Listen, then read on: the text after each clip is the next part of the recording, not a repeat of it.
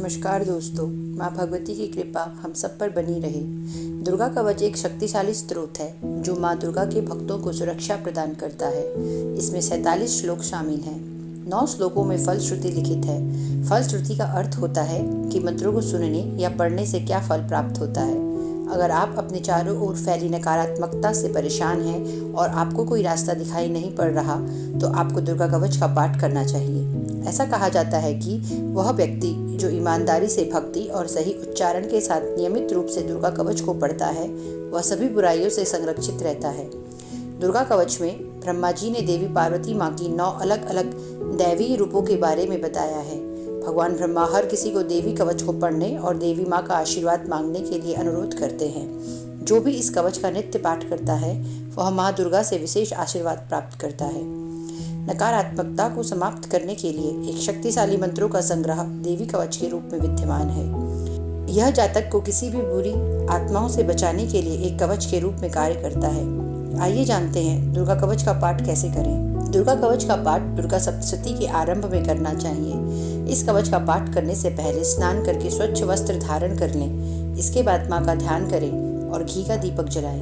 दुर्गा कवच का पाठ शुरू करने से पहले अपने मन से सभी दुर्भावनाओं को दूर कर दें और सिर्फ माँ की भक्ति के बारे में विचार करें। माँ को पुष्प अर्पित करने के बाद फल मिष्ठान का भोग लगाएं और दुर्गा कवच का पाठ शुरू करें। अब हम जानेंगे दुर्गा कवच का पाठ करने से क्या लाभ होता है। दुर्गा कवच का पाठ करने से जातक के मन और उसके आसपास के नकारात्मक ऊर्जाओं का नाश होता है। इसका पाठ करने से प्रेत बाधा जैसी समस्याओं से जल्दी मुक्ति मिल जाती है। अकाल मृत्यु जैसे संकट दूर होते हैं और बड़े से बड़े संकट का निवारण होता है। दुर्गा कवच का पाठ करने से न केवल असाध्य रोगों से मुक्ति मिलती है, बल्कि न्यायालय से जुड़े मामलों में भी जीत हासिल होती है तथा शत्रुओं में विजय हासिल होती है। आइए जानते हैं दुर्गा कवच। ओम नमः चंडिकाय। मार्कंडेय जी ने कहा, हे पितामह, जो इस संसार में परम गोपनीय तथा मनुष्यों की सब प्रकार से रक्षा करने वाला है और जो अब तक आपने किसी दूसरे के सामने प्रकट नहीं किया हो, ऐसा कोई साधन मुझे बताइए। ब्रह्मा जी ने कहा, ऐसा साधन तो एक देवी का कवच ही है जो गोपनीय से भी परम गोपनीय, पवित्र तथा संपूर्ण प्राणियों का उपकार करने वाला है। महामुने, उसे श्रवण करो। प्रथम नाम शैलपुत्री है, दूसरा मूर्ति का नाम ब्रह्मचारिणी है, तीसरा स्वरूप चंद्रघंटा के नाम से प्रसिद्ध है, चौथी मूर्ति को कुष्मांडा कहते हैं, पांचवी दुर्गा का नाम स्कंद माता है, देवी के छठे रूप को कात्यायनी कहते हैं, सातवां काल रात्रि और आठवां स्वरूप महागौरी के नाम से प्रसिद्ध है, नवी दुर्गा का नाम सिद्धिदात्री। ये सब नाम सर्वज्ञ महात्मा वेद भगवान के द्वारा ही प्रतिपादित हुए हैं। जो मनुष्य अग्नि में जल रहा हो, रणभूमि में शत्रुओं से घिर गया हो, विषम संकट में फंस गया हो तथा इस प्रकार भय से आतुर होकर जो भगवती दुर्गा की शरण में प्राप्त हुए हों, उनका कभी कोई अमंगल नहीं होता।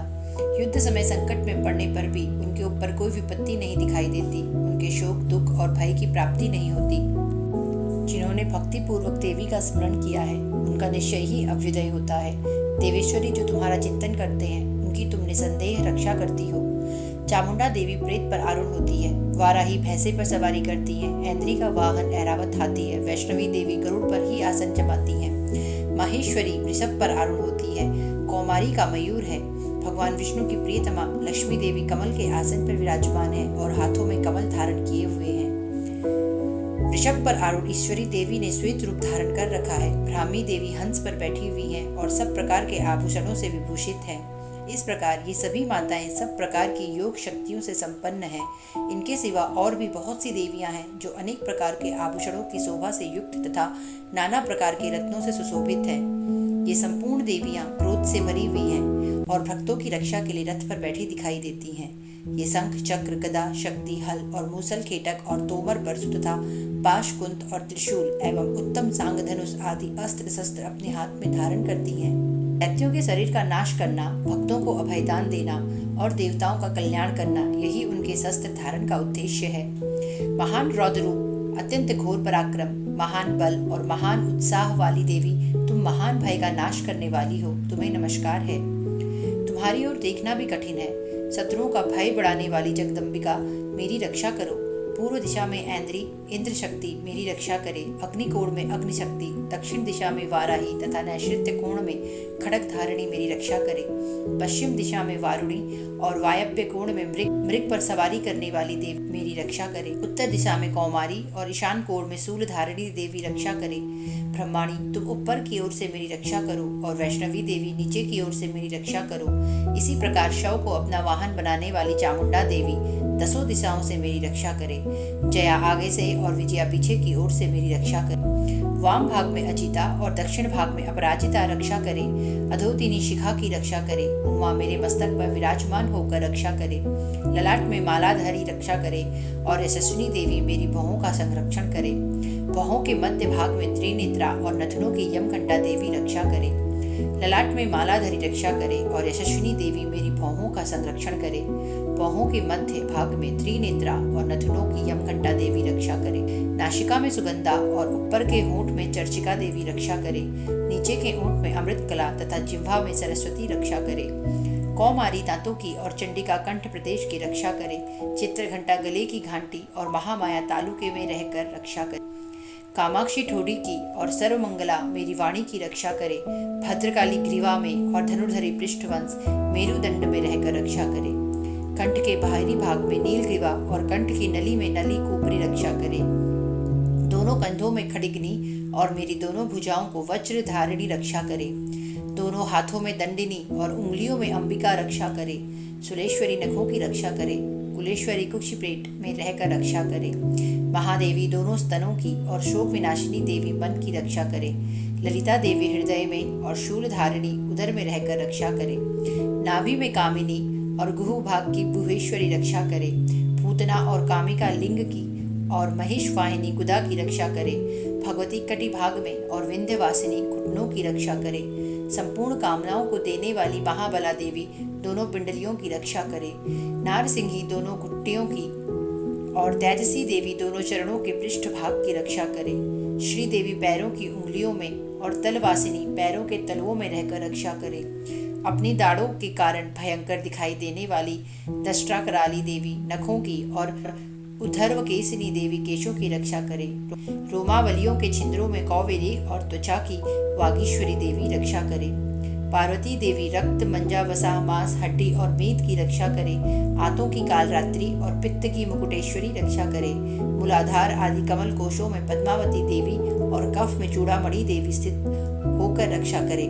नख के तेज की ज्वालामुखी रक्षा करे, जिसका किसी भी अस्त्र से भेदन नहीं हो सकता। वह अभेदा देवी शरीर की समस्त संधियों में रहकर रक्षा करे। ब्रह्माणी आप मेरे वीर की रक्षा करे। छत्रेश्वरी छाया की तथा धर्मधारिणी देवी मेरे अहंकार मन और बुद्धि की रक्षा करे।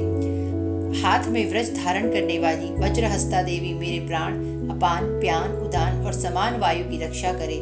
कल्याण से शोभित होने वाली भगवती कल्याण शोभना मेरे प्राण की रक्षा करे। रस रूप गंध शब्द और स्पर्श इन विषयों का अनुभव करते समय योगिनी देवी रक्षा करे तथा सत्वगुण रजोगुण और तमोगुण की रक्षा सदा नारायणी देवी करे। वाराही आयु की रक्षा करे। वैष्णवी धर्म की रक्षा करे तथा चरकिणी चक्र धारण करने वाली देवी यश कीर्ति लक्ष्मी धन तथा विद्या की रक्षा करे। इंद्राणी आप मेरे गोत्र की रक्षा करे। चंडिका तुम मेरे पशुओं की रक्षा करो। महालक्ष्मी पुत्रों की रक्षा करे और भैरवी पत्नी की रक्षा करे। मेरे पथ की सुपता तथा मार्ग की क्षेम करी रक्षा करे। राजा के दरबार में महालक्ष्मी रक्षा करे तथा सब ओर व्याप्त रहने वाली विजया देवी संपूर्ण भयों से मेरी रक्षा करे। देवी जो स्थान कवच में नहीं कहा गया रक्षा से रहित है, वह सब तुम्हारे द्वारा सुरक्षित हो, क्योंकि तुम विजयशालिनी और पाप नाशिनी हो। यदि अपने शरीर का भला चाहे तो मनुष्य बिना कवच के कहीं एक पग भी न जाए। कवच का पाठ करके ही यात्रा करे। कवच के द्वारा सब ओर से सुरक्षित मनुष्य जहाँ जहाँ भी जाता है वहाँ वहाँ उसे धन लाभ होता है तथा संपूर्ण कामनाओं की सिद्धि करने वाली विजय की प्राप्ति होती है। वह जिस जिस अभिष्ट वस्तु का चिंतन करता है उसको निश्चय ही प्राप्त कर लेता है। वह पुरुष इस पृथ्वी पर तुलना रहित महान ऐश्वर्य का भागी होता है। कवच से सुरक्षित मनुष्य निर्भय हो जाता है। युद्ध में उसकी पराजय नहीं होती तथा वह तीनों लोकों में पूजनीय होता है। देवी का यह कवच देवताओं के लिए भी दुर्लभ है। जो प्रतिदिन नियम पूर्वक तीनों संध्याओं के समय श्रद्धा के साथ इसका पाठ करता है उसे देवी कला प्राप्त होती है तथा वह तीनों लोकों में भी कभी पराजित नहीं होता। इतना ही नहीं, वह अपमृत्यु रहित हो 100 से भी अधिक वर्षों तक जीवित रहता है। मकड़ी, चेचक और कोढ़ आदि उसकी संपूर्ण व्याधियां नष्ट हो जाती हैं। कनेर, भांग, अफीम, धतूरे आदि का स्थावर विष, सांप और बिच्छू आदि के काटने से चढ़ा हुआ जघम विष तथा अहिहीन और तेल के संयोग आदि से बनने वाला कृत्रिम विष, ये सभी प्रकार के विष दूर हो जाते हैं, उनका कोई असर नहीं होता। इस पृथ्वी पर मारण, मोहन आदि जितने अभिचारिक प्रयोग होते हैं तथा इस प्रकार के मंत्र यंत्र होते हैं, वे सब इस कवच को हृदय में धारण कर लेने पर उस मनुष्य को देखते ही नष्ट हो जाते हैं। यही नहीं, पृथ्वी पर विचरने वाले ग्राम देवता, आकाशचारी देव विशेष, जल के संबंध से प्रकट होने वाले गण, उपदेश मात्र से सिद्ध होने वाले निम्न कोटि के देवता, अपने जन्म के साथ प्रकट होने वाले देवता, कुल देवता माला, कंठमाला आदि, डाकिनी, शाकिनी, अंतरिक्ष में विचरण करने वाली अत्यंत बलवती भयानक डाकिनियां, ग्रह, भूत, पिशाच, यक्ष, गंधर्व, राक्षस, ब्रह्म राक्षस, बेताल, कुष्मांड और भैरव आदि अनिष्टकारक देवता भी हृदय में कवच धारण किए रहने पर उस मनुष्य को देखते ही भाग जाते हैं। कवचधारी पुरुष को राजा के समान वृद्धि प्राप्ति होती है। यह कवच मनुष्य के तेज की वृद्धि करने वाला और उत्तम है। कवच का पाठ करने वाला पुरुष अपनी कीर्ति से विभूषित भूतल पर अपने सुयश के साथ साथ वृद्धि को प्राप्त होता है। जो पहले कवच का पाठ करने के बाद सप्तशती चंडी का पाठ करता है, उसका जब तक वन, पर्वत और काननों सहित यह पृथ्वी टिकी रहती है, तब तक यहाँ पुत्र, पौत्र आदि संतान परंपरा बनी रहती है। देह का अंत होने पर वह पुरुष भगवती महामाया के प्रसाद से नित्य परम पद को प्राप्त होता है, जो देवताओं के लिए भी दुर्लभ है। वह सुंदर दिव्य रूप धारण कर और कल्याण शिव के साथ आनंद का भागी होता है। इति देव्या कवचम संपूर्णम। हरिओम तत्सत।